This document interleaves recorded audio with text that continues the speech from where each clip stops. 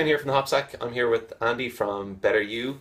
Better You is a company that we've been stocking products from for the last few years. They have some very innovative formulations, both in vitamin D and B12 and some other bits and bobs as well that we'll get to. And essentially the big differentiating factor for us with Better You is that they've been exploring different ways for people to apply and use supplements such that they kind of become easier to integrate into their lives, and the most important thing is that they're getting much better absorption than they would from traditional capsule or tablet forms. So Andy, welcome. How are things? Very good, thank you very much indeed. Thanks for inviting me. Yeah, no bother. Thank you. Thanks for coming along. We wondered what, I suppose you're an expert pretty much in vitamin D at this stage. I know expert's a horrible word to bandy about, but definitely relative to me and relative to my audience, you'd know a lot about it. So I wondered, like, we're hearing so much about vitamin D at the moment in the media, and it seems that every day there's another new ailment or another issue that arises with deficiency of vitamin D, and whether it's a population that's like Canada, where they say they think maybe up to 70 people or 70% of people are maybe vitamin D deficient, or that we're finding osteoporosis sufferers are suffering vitamin D deficiency. All these sorts of kind of like big health issues that we're suffering that might link back to vitamin D. What do you see as the cause for this, mass scale deficiency, or do you know what it's stemming from? Well, you're right, it is a mass scale deficiency, and it feels like it's just been brought to our attention now. The fact of the matter is, 90% of what we know about vitamin D has come from clinical studies over the past 15 to 20 years. Okay. So this is very much new science, but this is a problem that's been growing really for the past 100 years. Primarily it's because of our dramatically internal existence. That's the primary cause. And it's not just, we think it's just the Western world, this is worldwide. And that figure you mentioned of 70%, that's an estimation from the World Health Organization for worldwide vitamin D insufficiency. That's probably pretty conservative, because the World Health Organization are not going to be mavericks. It may well be pretty conservative. The fact of the matter is, we now work indoors, we socialise indoors, we go shopping indoors, we even exercise indoors. The vast majority of our life is really without the sun. And then even when we're outside, the vast majority of our life, our skin is covered up. So we're not. We used to talk about cultural clothing. So for example, the Habib or anything that covered all the skin was considered, well, that's pretty bad. But if you look at us now, we're showing probably about 5% if that, of our skin. And then the third area would be our northerly existence. So where, as a species, we developed quite well on the equator, we migrated to the northern poles and the southern poles, where the sun's rays are weaker. And you need UVB radiation, the weaker of the two radiations. You have UVA and UVB. UVB radiation in order to stimulate the vitamin D receptors in the fat cells of the skin to produce vitamin D in the body. And we simply don't have that for at least 6, maybe 7 months of the year. Certainly in Southern Ireland, in the UK, the sun simply isn't strong enough, isn't high enough in the sky for UVB radiation to penetrate the atmosphere and stimulate vitamin D production. And on top of that, obviously you have the added little drawback of the fact that we synthesize from cholesterol underneath our skin, isn't that right? That's right, yes. And cholesterol is possibly the most vilified substance in our bodies at the moment, and most people over the age of 50 or 60 are on some sort of cholesterol reducing medication. That's right. Vitamin D is a fat soluble vitamin. It relies on fat, it relies on an oil base in order to be absorbed. And when you ingest vitamin D, and really we have to remember that dietary based vitamin D ingestion represents only 10% really of the vitamin D that we need for a healthy body. So you're looking at oily fish, you're looking at, I guess, the eggs, some milks, but Yeah. really milk needs to be fortified. Cool. An unfortified glass of milk, 330 millilitres, will give you around about 5 international units. Yeah, we're not monstrous fans of dairy as a source of most things, unfortunately, these days. But yeah, unfortified fortified foods is probably that's a talk for another day. Yeah. But yeah, as you say, the thing is we need to be getting outdoors, and we're seeing certainly a kind of maybe a slow, subtle move towards that. There's people are beginning to kind of like explore, you know, the outdoors a little more. Certainly in Ireland, you're probably seeing it in the UK as well. Absolutely, yeah. No, I mean, and long may that continue. Yeah. I think that's a you know, a wonderful development. Yeah. You know, enjoy the beautiful surroundings that we're in. Yeah. But unfortunately, what we tend to do is because we're so scared of sun exposure and the damaging effects it can have on our skin, we tend to overcompensate with the use of SPF. Even in the winter time. Well, a lot of makeups now. Yeah. You know, and face creams have a Yeah. sun factor in there. It's a big issue. Anything above 15 will effectively block.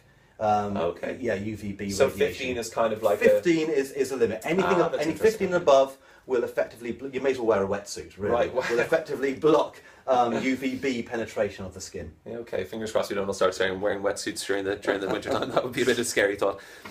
So I suppose the next thing I'd like to explore with you is, like, so vitamin D, obviously we have tablet forms, and usually it's extracted from sheep's wool or lanolin from sheep's wool, or comes from fish oil sometimes. Usually it's in tablet or oil capsule form. How does Better You differentiate from that? Well, you're absolutely right. Vitamin D is a fat-soluble vitamin, so therefore the carrier should be oil-based. Okay. It's far better absorbed and more bioavailable in the body if it's in an oil base. Yeah. However, digestively, we're simply no longer as efficient as we'd like to think we were. Conditions that develop malabsorption of nutrients is on the growth. Yeah. Okay, you look at colitis, you look at Crohn's disease, you look at anything that reduces. In fact, the two largest drugs sold over the counter are both antacids. Okay, so we're desperate to reduce our bile production. Potency, yeah. We seem to be fixated on reducing our hydrochloric acid production, and that means that we simply can't break down the nutrients from the food, but in particular the active nutrients from supplements. And that makes the absorption of vitamin D from tablets and capsules very, very difficult to make. So what we've tried to do is find a faster and more fail-safe way of getting the active chemical into the body. Okay, cool. And the mucosal membrane, so the buccal membrane of the inner cheek and the sublingual membrane under the tongue, are fantastic ways of getting vitamin D into the body. Okay, yeah. Fat soluble, so you don't have to worry about turning a fat into an emulsion in the stomach. It goes straight through what is very, very soft absorptive Tissue. Thank you. Tissue. I can't even say it now. Tissue in the mouth. There's very close proximity to the rich vascular system in there. So it goes through the tissue, into the veins, straight into the body. Brilliant. It's brilliant. fantastically quick and fail-proof way of getting vitamin D in. Great. In fact, I mean, there's been a number of trials now looking at the speed of absorption of an oral spray vitamin D compared to tablets and capsules. Okay. For example, the latest one, there's Ethicare in India, which was a double-blind placebo trial, which looked at healthy and unhealthy patients. So healthy being vitamin D replete, and unhealthy being people who had low levels of vitamin D. The healthy patients saw an active increase of vitamin D compared to capsules of 67% higher absorption with the spray. Wow. Unhealthy patients, patients who really needed the vitamin D, 127% greater absorption using spray than using tablets or capsules. Nearly 1.5 times. That's amazing. Yeah, so it's enormous. The benefits are great, and you know they equate to subcutaneous injections. I mean, it's that that level. So yeah, you actually feel that it could be equivalent to having an emulsion injection. Absolutely, Wow, absolutely. They're intrusive. Yeah. They're painful. They're not very nice. If we can find an alternative to that that can guarantee absorption, absolutely, then that's got to be beneficial. Yeah. Okay, that's interesting. It's a sort of slight segue, but that's something that is one of the few types of nutrient injections, emulsified injections, intravenous that we come across is B12 actually. Yeah. And it's another of your fantastic products we have along here today, the B12 boost. There you go. Oh, there you can see them. B12 is another big factor, and I know we're primarily here to talk about vitamin D today, but who do you see being benefiting most from that B12? There's a really high potency B12 as well, because we've traditionally not had potencies above 25 micrograms in Ireland, and this is 1200 micrograms in 4 sprays. Well, I mean, B12 as a molecule is actually a very large molecule. Okay. It's very difficult to absorb. Yeah. You need a lot of it ingested in order to absorb a small amount. We don't need a great amount, but it's very difficult to absorb in the gut. Yeah. Primarily because we've just talked about the problems with malabsorption. Digestively, we're nowhere near as efficient as we used to be. But also, there's a condition called pernicious anemia. Yeah. There's a protein in the gut that we produce called intrinsic factor that you need the presence of in order to absorb B12 from your food. If that's not present, or there's low levels of that, then you simply won't break down the B12 out of the food to absorb. Yeah. So anyone who has a low intake of B12 as well. Now B12 comes from, you're talking about dark red meat. Yeah. So any vegans, any vegetarians are going to have a low natural intake of B12. Yeah, and people, we recommend customers to take things like yeast flakes, and some fermented foods contain small amounts, but it's all a bit controversial, and B12 status is certainly something amongst vegetarians and vegans that there's a lot of debate over. Well, that's right, and we're a member of the Pernicious Anemia Society, right? And great society. No, absolutely. No, and they do. Know it existed. Well, but they do a lot of good work, and the vast majority of the members of the Pernicious Anemia Society obviously are on, as you say, B12 injections, and they'll be on quite high levels of injections, but on a monthly basis. Okay. And here you get a spike of B12 ingestion, and then a slow decline. That's the strange thing, So by week 3, week 4. They're calling it all. That's right, and they're feeling pretty, B12 deficiency. You're talking about low levels of energy, so high fatigue, and the ability to resist fatigue is dramatically reduced. Brain fogging, lack of concentration, all those things that I seem to wake up with every day. But it's something that affects so many people, and here they can't take tablets or capsules. Their condition is such that it will do no good. Right. At the moment they're saying that the amount of B12 that you'll actually absorb from a tablet would be around about 1%, maybe even less than that. It's so difficult to break down and absorb. Okay, so the spray in the mouth, through the mucosal membrane, buccal membranes, under the tongue, a fantastic way of elevating B12 levels. That's cool. Thank you very much. We've discussed a bit of B12, a bit of vitamin D. Obviously, there's a lot of crossover in terms of populations that benefit from that. But vitamin D particularly, obviously, we have so many factors in vitamin D, low vitamin D status, that's going to affect people with osteoporosis, impaired immunity. What are the kind of key proportions of populations that you'd recommend, obviously over winter time, because we've discussed the sun exposure, that should be taking vitamin D, and at what sort of level? There are so many people that should be taking a vitamin D supplement, and actually, everybody should challenge themselves as to really, do I need a little boost of my vitamin D? But if you look at the Department of Health, what they'd say is you're talking about children. So children under 5, in internal existence, chances are they'll have been carried by the mother without a vitamin D supplementation. If they've been breastfed and the mother's vitamin D deficient, the child won't have had access to vitamin D as well. So chances are under 5s will need vitamin D supplementation. The over 65s. The housebound, during pregnancy, those people with darker skin pigmentation. Darker skin pigmentation means that you're more resistant to the harmful effects of UVA radiation. So you literally should not be living in the northern hemisphere. But absolutely, but it does mean. If you are. But it does mean then, if you're resistant to UVA, you will be resistant to UVB, which is obviously what you need to produce vitamin D. Yeah, of course. So and we've just talked about our normal lifestyles. You know, I go from my back door to my car to my office. Yeah.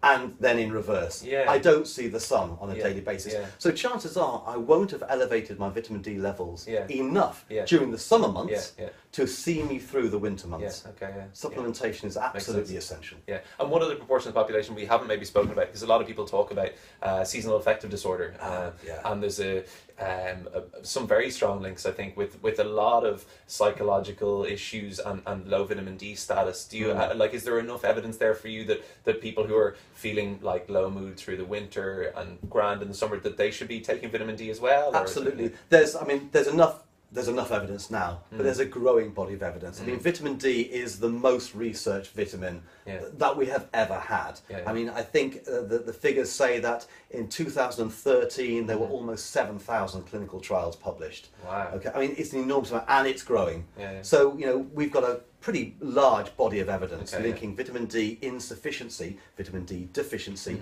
with so many health conditions. SAD is, it's just one of them. And you know, we have an association with the Sandwell and West Birmingham City Hospitals, so an NHS hospital in the UK, and we distribute their home test kits. Amazing. So this is a very simple test kit. It's a finger prick test, a dry blood spot, sent away 5 days later, you get your vitamin D levels. Great. It's dead easy. We've probably distributed around about 750, 760 now. Right.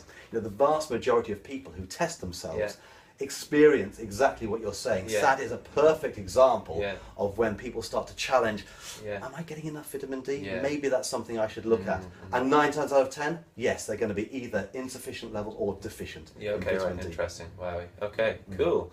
Well, thank you very much for that. That's a pleasure. That gives us a lot to go on. We have Andy is around just in advance of Vitamin D Awareness Week, which is coming up on October the 18th? 19th it starts. Yeah. Cool. So during that just week, before the clocks go back. Okay, brilliant. Okay, that's a nice way to remember. So on October the 19th till the 25th, we will be offering 20% off all of our Better You Vitamin D range to help you guys to access what is a very, very important vitamin, in fact, a pro-hormone to kind of improve your nutritional status for the winter for any of the number of reasons that we've discussed. So you'll have 20% off that. Also, if you guys are interested, Andy and Better You have just launched a magnesium body lotion and a magnesium body butter, which are actually beautiful. We haven't taken them on just yet, but there you are. There's a little leaflet on it. And if you guys want to get hold of some sachets